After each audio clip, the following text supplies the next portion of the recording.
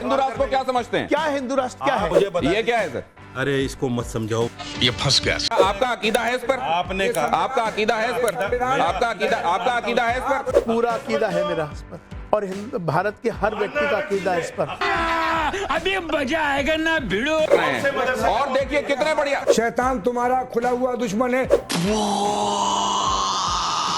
आप उसमें प्रोग्राम में चले गए तो ये ईमान के खिलाफ नहीं? क्या रशीदी साहब की निगाह में हर एक वो आदमी जो भगवान की मूर्ति रखकर पूजा करता है वो तो गुनाह करने वाला आदमी हो गया? एब्सोल्युटली। मैंने कहा था मुझसे बर्दाश्त नहीं होती ये चीज। I am sorry Babu.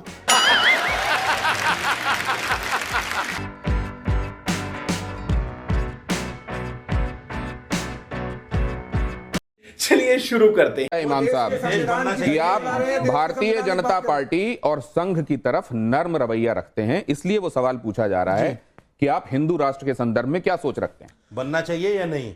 Yes या नो? देखिए यस या नो? बनना चाहिए या नहीं? अब देखिए बात, हिंदू राष्ट्र क्या है पहले तो आप वो बता दीजिए। यस या नो बताइए। मैं आपसे पूछ रहा हूँ। यस या नो? नहीं, आप क्या समझते हैं? इसमें क्या लिखा हुआ है? वो मैं भी जानता नहीं हूं। सुन, उसमें क्या लिखा हुआ है? तफसील में मत जाओ। आप कौन सा यस या नो? नहीं, बनना चाहिए या नहीं? आप हिंदू राष्ट्र बनना चाहिए या नहीं? वो भी आपके काउंटर क्वेश्चन कर रहे हैं, उसका भी जवाब मेरा दीजिए। जवाब आपसे कि आप हिंदू राष्ट्र को हाँ क्या ना पहले हो समझते हैं? जाए। आप हिंदू राष्ट्र को क्या समझते हैं? क्या हिंदू राष्ट्र क्या है? आप पहले हाँ ना का जवाब दे दिए फिर समझ नहीं, लेंगे। पहले हिंदू राष्ट्र है क्या आपकी निगाह में? एक सेकंड। आप बता दीजिए ना। आपकी निगाह में क्या आप है? बता सर, ये दीजिए क्या है? बनना चाहिए या नहीं? ये क्या है आपकी सर? निगाह में क्या है हिंदू आप राष्ट्र? मुझे बता ये क्या है सर? अरे इसको मत समझाओ मुझे। नहीं, उनके बगल में रखा हुआ है। क्या आपका अकीदा है इस पर? आपने कहा। आपका अकीदा है इस पर? आपका अकीदा है इस पर? सुनिए। कॉन्स्टिट्यूशन ऑफ इंडिया इस समय मेरे हाथ में है। क्या आपका अकीदा है? क्या आपका अकीदा है? रंगरेज साहब, आपका अकीदा है इस पर? अकीदा है ना आपका? तो फिर ये सवाल क्यों है? फिर ये अगर ये हमारे लिए सुप्रीम बुक है तो क्या इस पर हमको भरोसा रखना चाहिए? पूरा रखना चाहिए। तो फिर हिंदू राष्ट्र के संदर्भ में इस सवाल को आप कैसे लेते हैं? हिंदू राष्ट्र को लेकर इस संविधान की किताब की रोशनी में ये बात कैसे कही जाती है? एक सेकंड, आपके पास आऊंगा तो अपनी बात कहिएगा। एक सेकंड रुकिए, बताइए। आपका अकीदा है इस पर? मेरी तरफ देखिए और बताइए। पूरा अकीदा है मेरा इस पर, और भारत के हर व्यक्ति का अकीदा है इस पर। अकीदा है क्या आपका इसके ऊपर? पूरा अकीदा है, पूरे भारत के हर व्यक्ति का। ये कॉन्स्टिट्यूशन है भारत का, कुरान पे है, अल्लाह के रसूल हमारा भारत का कॉन्स्टिट्यूशन। अकीदा और किसी चीज पे नहीं हो सकता। अकीदा हमारा अकीदा क्या है? मजहब हमारा इस पर हर भारतीय कॉन्स्टिट्यूशन से जुड़ा हुआ है। देखिए दिनेश जी, ये अहम पॉइंट्स पे, अहम मुद्दों पे बात करने के बजाय देखिए शोर मचा रहे हैं। इस तरह से कोई बात नहीं कर सकता। देखिए कितने बढ़िया से डिबेट होने दे रहे हैं, आप सब देख रहे हैं। अकीदा का मायना क्या है? अकीदा के लफ्ज कितने बढ़िया से डिबेट होने दे रहे हैं, कितने बढ़िया सवालों के जवाब लेने दे रहे हैं। हाजिक साहब भी उसमें पूरा कोऑपरेट कर रहे हैं। और देखिए कितने बढ़िया। और कौन से मदरसे से मौलवी हैं, आप बता दीजिए। ये लगातार ये कोशिश की जा रही है कि आप बोले नहीं। सर, अगला सवाल आपसे। अब तरक्की और विकास का एक जो फॉर्मूला है वो कहता है सबका साथ। आता हूं सर, सबका साथ, सबका विकास, सबका विश्वास। जी। अरशद मदनी साहब को अगर आप सुने तो वो कहते हैं हिंदुस्तान में मुसलमानों की हालत इस समय सबसे दयनीय है और मुसलमान सबसे ज्यादा हाशिए में हैं, परेशान हैं। सबका साथ, सबका विकास, सबका विश्वास, अगर हर एक पॉलिसी, गवर्नमेंट पॉलिसी का लाभ सबको बगैर भेदभाव के मिल रहा है तो ये स्टेटमेंट कैसे सही हो सकता है जो दूसरी तरफ से दिया गया? यकीनन यही तो दिक्कत की बात है आज के वक्त में। अभी आप देखेंगे कि जो हमारे प्रधानमंत्री आवास योजना, उसमें आप देखेंगे कि सबसे ज्यादा अगर कोई फायदा मिला तो मुसलमानों को मिला। अगर जैसे तरह की लाडली योजनाएं जो मिली वो मुसलमानों की मिली, या किसी को भी किसी भी देखिए चाहे अनाज हो, किसी भी योजना में। क्या ये कहा जाना कि आप सियासत में नहीं होके भी सियासी गोटियां खेलते हैं? कभी आप मोहन भागवत जी से मिलते हैं, कभी आप मोदी जी के बुलावे पर चले जाते हैं, आप कौम के बहुत सारे लोगों को नाराज करके राम मंदिर की प्राण प्रतिष्ठा में चले जाते हैं। क्या आप ये सियासी डोरियां हैं जो बगैर सियासत में शामिल हुए खींचते रहते हैं?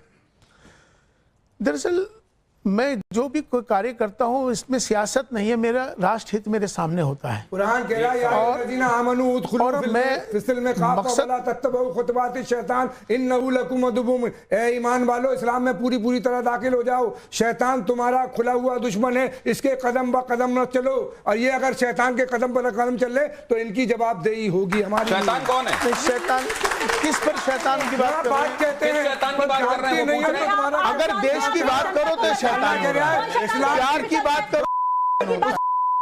एक सेकंड, अभी नाम तो है नहीं, क्या कह रहे हैं कुरान?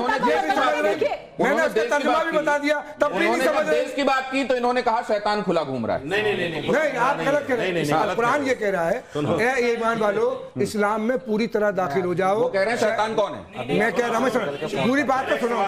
प्राण प्रतिष्ठा का मतलब ये होता है हजरत, मूर्ति में जान डालना, प्राण प्रतिष्ठा इसको कहते हैं। मेरा अकीदा ये है, हर मुसलमान का अकीदा ये है कि अल्लाह के अलावा जान लेने वाला जान देने वाला कोई नहीं। और आप उसमें प्रोग्राम में चले गए तो ये ईमान के खिलाफ नहीं, इस्लाम के अकीदे के खिलाफ नहीं। ये आपके प्राण खिलाफ है। प्रतिष्ठा में ये पूजा नहीं थी उनकी, ये आपके खिलाफ है, इस्लाम के खिलाफ नहीं है। ये आपके खिलाफ है, इस्लाम के आपके खिलाफ नहीं है। आपके खिलाफ नहीं है, आपके खिलाफ नहीं है क्या? नहीं है। प्राण प्रतिष्ठा आप कर सकते हो मूर्ति में। अब उनका जवाब नहीं है, जाना नहीं है। एक सेकंड, आप क्या लेने गए थे वहाँ? आप अब ये जो इन्होंने सवाल पूछा इमाम साहब, एक सेकंड, इन्होंने कहा हिम्मत है प्राण प्रतिष्ठा की? इस्लाम के हिसाब से बुत में जान डालना, प्रतिमा में जान डालना, ये इस्लाम के हिसाब से सही नहीं है और आप वहां गए। बिल्कुल। क्या इसीलिए कुफ्र का फतवा आपके लिए जारी हुआ? यकीनन ऐसे नहीं तो ये क्या, ये कुफ्र है? नहीं, मुझे एक बात समझने दीजिए, एक सेकंड। कुफ्र से भी आगे बढ़ के, अच्छा, ये कुफ्र से भी आगे बढ़कर ये शिर्क है, अगर ये कुफ्र से भी आगे बढ़कर शिर्क है तो अंबर जैदी, क्या रशीदी साहब की निगाह में हर एक वो आदमी जो भगवान की मूर्ति रखकर पूजा करता है वो तो गुनाह करने वाला आदमी हो गया? एब्सोल्युटली। तो हर एक वो आदमी इनकी निगाह में काफिर हो गया? बिल्कुल। तो क्या इनका कहना यह है कि हर एक वो आदमी मजहब के हिसाब से सजा का हकदार हो गया? बिल्कुल। क्या उसी तरह के लोगों के लिए कहा जाता है कि इनको जीने का अधिकार नहीं है?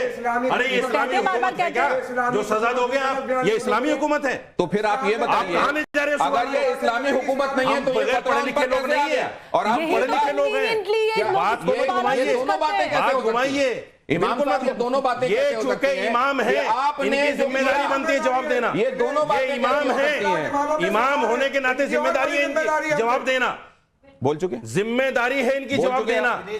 और ये एक भी बात का तसल्ली बख्श जवाब नहीं दे पाए। ये दोनों बातें कैसे हो सकती हैं इमाम साहब कि आपने जो किया, न दुनिया की जानकारी, आपने जो किया वो गुनाह भी हो गया, लेकिन यहाँ शरीयत के हिसाब से तो चीजें चल नहीं रही हैं, इसलिए सजा कैसे मिलेगी? ये दोनों बातें समझाइए जरा।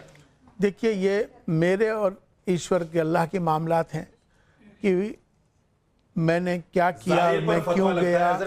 आपका जाहिर, आपने जाहिर क्या देखा कि जाने पे जाहिर, एक आदमी जाहिर में बुतों की पूजा कर रहा है तो उस पर फतवा आपने देखा, पूजा करते देखा, दिल को नहीं माना जाएगा।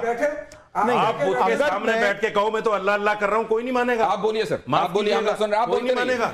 आप बोलिए सर, बोलिए। कोई नहीं मानेगा। नहीं, आप बोलिए सर, बोलिए और बोलिए। कुफ्र फतवा जो लगता है वो जाहिर पे लगता है, जाहिर पे। नहीं, आप बोलते रहिए। चूंकि प्राण प्रतिष्ठा के प्रोग्राम में गए, ठीक है, सबने देखा, ठीक है, इसलिए आपके ऊपर फतवा लगा। आप समझे। मैं माफी मांगता हूं अल्लाह, मैंने आज तक ये मैं तौबा करता हूं, सबके सामने तौबा करता हूं। आप भी कर लो, क्या हर्ज है? मैंने कहा था मुझसे बर्दाश्त नहीं होती ये चीजें। मैं अल्हम्दुलिल्लाह मुस्लिम हूँ। दोस्तों, वीडियो अंत तक देख लिए तो अच्छी लगी होगी। अगर वीडियो अच्छी लगी है तो वीडियो को एक लाइक और चैनल को सब्सक्राइब कर लेना और वीडियो में आपकी क्या राय है ये जरूर लिखना। वीडियो अंत तक देखने के लिए आप सभी का बहुत बहुत धन्यवाद। चलिए मिलते हैं अगली वीडियो पर, तब तक के लिए बाय।